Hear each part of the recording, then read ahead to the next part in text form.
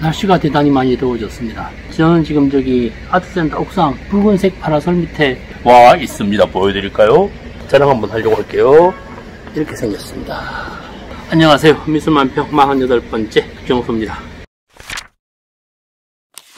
그래도 우리가 살아가면서 느끼는 것들은 예술이 왜 필요한가, 예술이라고 하는 창작 범위 안에서 우리는 어떻게 살아야 되는가라고 하는 부분이 제일 중요한 것 같습니다. 사회가 활동하고 사회 구조가 움직이고 인간의 삶에 대한 미래적 지향점에 있어서는 예술이 참 중요한 부분을 차지하고 있습니다. 새로운 환경, 새로운 사실, 새로운 형태, 새로운 구조, 내일을 모르기 때문에 그것을 예측할 수 있는 부분을 예술이 감당하고 있죠. 오늘은 많은 분들의 요청에 의해서 미술사에 관련된 이야기를 조금 시작해 보려고 합니다. 우리 현대사를 이야기할 때, 현대미술사를 이야기할 때 인상주의부터를 이야기합니다. 늘 그러죠. 현대미술 그러면 인상주의 그러고 세잔 그러고 르누아르 그럽니다.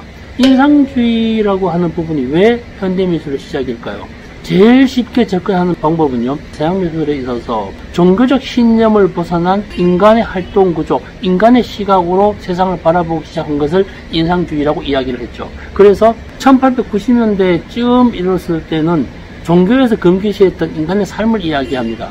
이때쯤에 고흐가 나타나죠. 한 개인의 감정과 한 개인의 사상과 한 개인의 느낌을 그림으로 표현해냅니다. 그래서 고흐가 현대미술에서 되게 중요한 위치를 차지하고 있죠.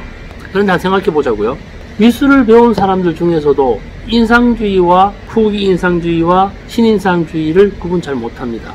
인상주의라고 하는 것은 그냥 그대로 사람이 세상을 바라보았죠. 세잔에 의해서 당시에 이러한 그림들을 그렸을 때 잡지사였을 겁니다. 거기서 모네의 해돋이라고 하는 작품을 보고 잡지사 기자가 이야기를 합니다.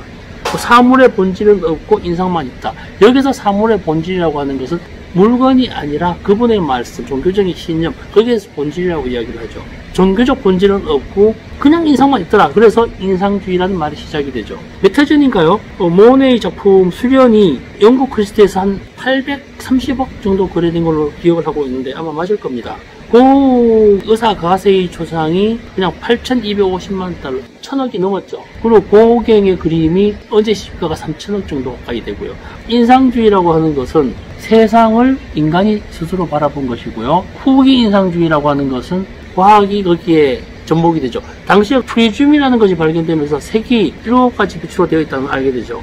그러면서 신인상주의가 발생을 합니다. 신인상주의가 발생을 하는 이유 중에 제일 큰 게 뭔가 하면요, 쉐라 그림이 점묘법, 세상의 빛은 7가지로 되어 있기 때문에 7가지 이상의 점으로 찍어서 전체를 표현하죠. 과학이 접목되기 시작하는 것을 신인상주의라고 하죠. 후기 인상주의라고 하는 것은요, 인상주의 초기에는 대상을 바라봤죠. 사물을 바라봤습니다. 풍경을 바라보고 나무를 바라보고 해돋이를 바라보고 수련을 바라보고, 그러다가 후기 인상주의가 가게 되면 사람을 바라봅니다. 사람의 감정과 사람의 감성과 사람의 노동에 대한 이야기를 많이 하게 됩니다. 그러니까 고흐 같은 경우에는 후기 인상주의에서 빛이 본 화가라고 할 수 있죠. 세잔 같은 경우에는 여러 가지 다 겹치고 있습니다. 그냥 사물을 그리기도 하다가 과학적인 접목을 하다가 개인적 감성도 그려냅니다. 그렇기 때문에 인상주의에 대해서 화가를 고르시오라고 하는 말은 맞지 않습니다. 1789년 프랑스 혁명 이후에 사람들의 가치가 달라지죠. 종교적 신념이 많이 붕괴되고 어떻게 하면 살 수 있느냐, 종교적 가치보다는 귀족이나 공권 영주의 무용담을 담은 그림들이 많이 등장을 합니다. 이것을 낭만주의라고 이야기를 합니다. 신의 영역과 인간의 영역이 혼재되는 시기입니다. 그러니까 1700년대 1800년대 중반까지. 그러다가 인상주의가 생기면서 세상에 대한 중심이 사람이라는 걸 알게 되죠. 고흐 그림 좀 많이 보시면 될 거예요.